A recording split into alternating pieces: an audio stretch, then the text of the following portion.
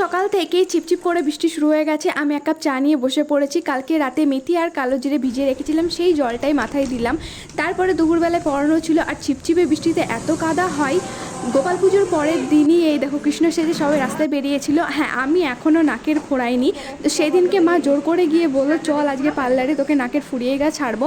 তো প্রথমে ওরা একটা কেস পেন দিয়ে মার্ক করে নিল কোথায় নাকেরটা ফোড়াবে। আর আমি তো বন্দুক দেখে এত ভয় পেয়ে গেছিলাম, এমনিও আমার ইঞ্জেকশন দিতেই অনেক ভয় লাগে।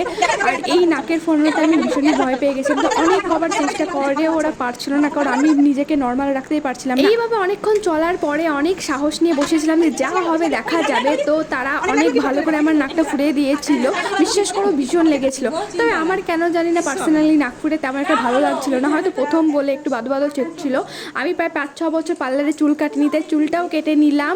আর আমি একদম চুলটাকে ছোট করে নিচ্ছি, কারণ আমার এমনি কার্লি চুল বাড়তেও চায় না। দেখা হচ্ছে পরের ভিডিওতে, বাই।